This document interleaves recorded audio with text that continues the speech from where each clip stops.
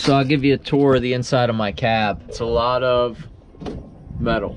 Just pack it in. That was the philosophy. The last truck, the last body that was on this truck went to the graveyard in terrible shape. And when I put this cab on, these are not the easiest cabs in the world to find. I decided to build a roll cage that would allow me to run this cab for the rest of my life. And so far, that's been a fine idea that I had. People make fun of me, they tell me my truck's heavy. Maybe I can't win a race, but I'll win the race when I run their truck over.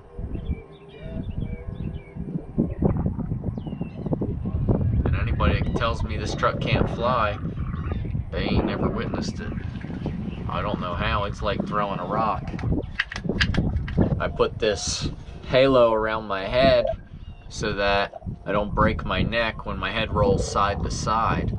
But it will give you a headache. When I've got my helmet on, it sits right tight in this foam. And before I had this foam on here, I just cut this up out of sheets I had. Before that, I had t-shirts. I just took a bunch of Reckless Militia t-shirts, I wrapped them around there, and I had them all duct tape on.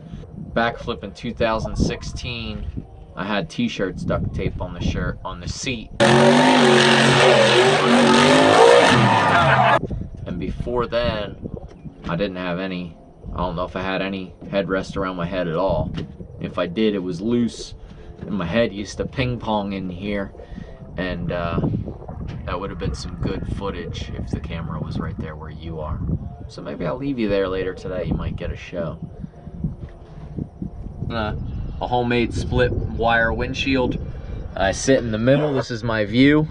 So as you can see, my view's pretty obstructed, but it doesn't matter because I plan on crashing into everything around me anyway. I've got this hoop coming around this side, ties down into the main frame right here.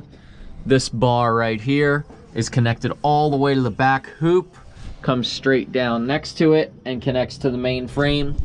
Off of that comes these tubes, which go all the way out to the front grille. An extra hoop over my legs. My steering column hangs here. This one here is tied down to the main frame right here. So that's 1, 2, 3, 4. So that's 4 on each side. That makes 8 tubes tied into the main frame in front of me. Alongside of me, I've got 2. I've got uprights right alongside of me, 1 on each side, and these are quarter wall 2-inch tubing. So that's old 4-link tubing, or wasn't old.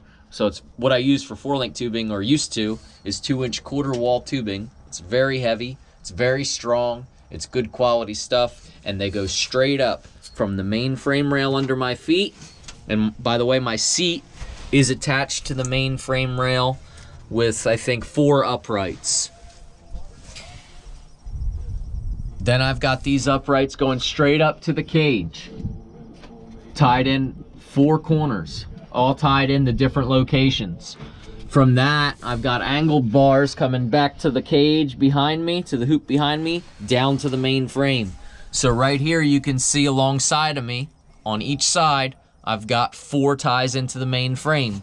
Behind me, my main hoop and the hoop behind it ties into the main frame. That hoop goes around and it's X'd up. The whole thing is X'd. Triangles are the strongest shape, triangles and arches, and when you put a hoop in a roll cage and X it in, you've got triangles and arches. You want to have a strong roll cage. You don't want to ever think that this cage is coming in towards your head, and you don't want to think that your head is ever going up towards the cage.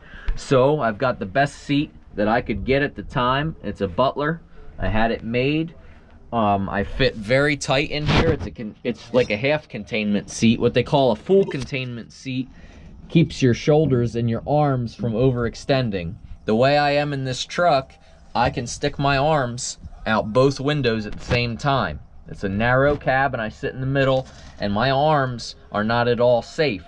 Besides the fact that I've got these arms here, or these bars here rather, to stop my arms. But I hold on to the steering wheel and I haven't had too many issues with that yet. I'm not trying to be the safest little duck in the pond, you know, but I do want to keep my head intact. So, where was I? The seat I can't spread my legs in this seat.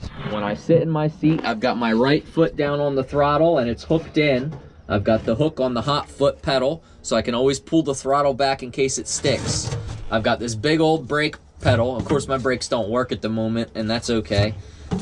Just showing you that I've got both feet, one for each pedal. I can relax my left foot down here somewhere. Sometimes it floats around, sometimes it falls back behind me and that hurts, but it's no big deal.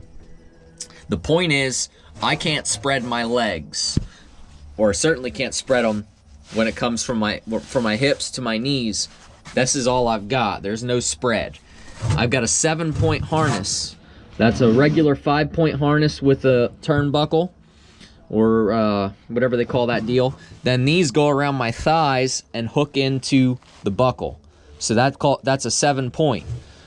2 over my shoulder, 1 over each shoulder, my lap belt, my ball strap, and then these go around my thighs very tight and basically pull my muscle down so it's just pulling on my bones. Basically, this seat, and I was schooled on this by the young Andersons. I call them, I would say young, but they're my age. The Anderson boys taught me about safety.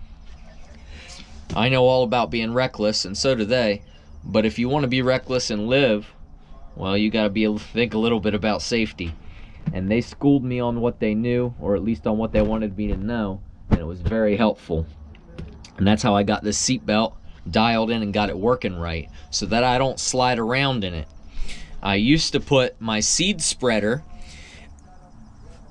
down along my leg and strap the belt over the ball, put the ball strap that way, until I got it jammed up one day. And then I learned the best thing to do is to fold your seed spreader up and sit on it.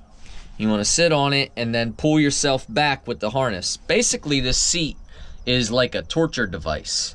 You know, it's not made for comfort. There's a lot of foam under my ass, but it's just, you know, that's just there for safety. It's not a comfortable thing to sit in. Once you put this seatbelt on, you can't hardly breathe.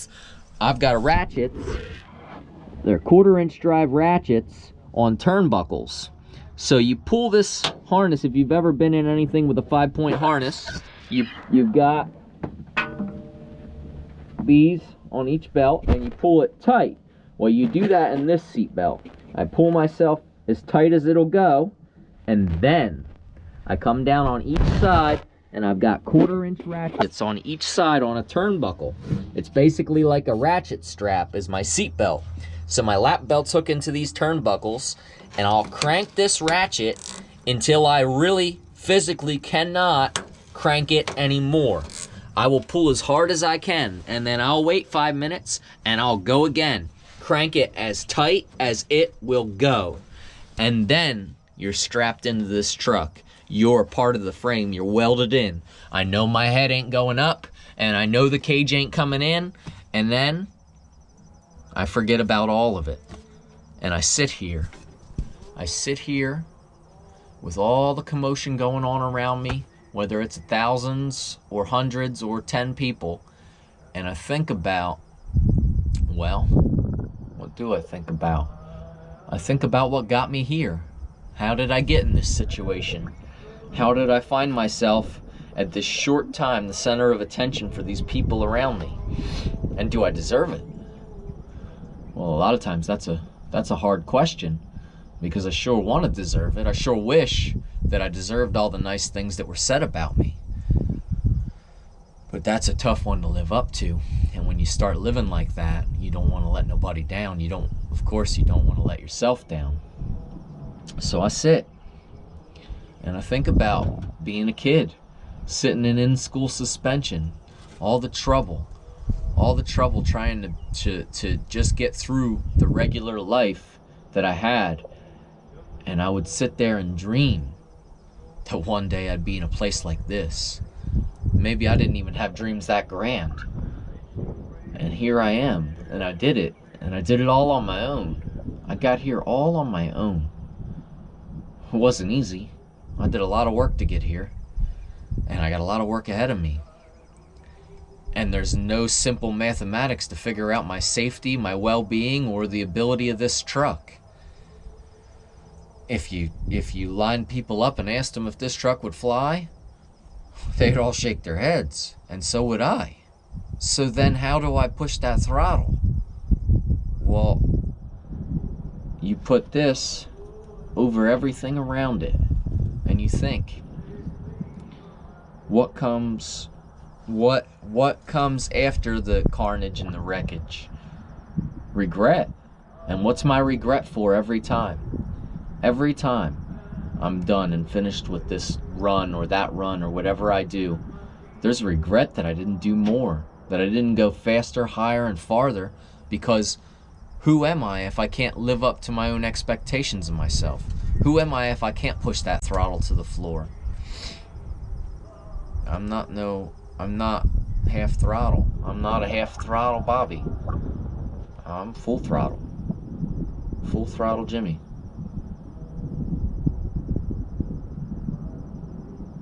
If that makes any sense. Well, I think that was a pretty good tour of the inside of my cab. Thank you, and goodbye.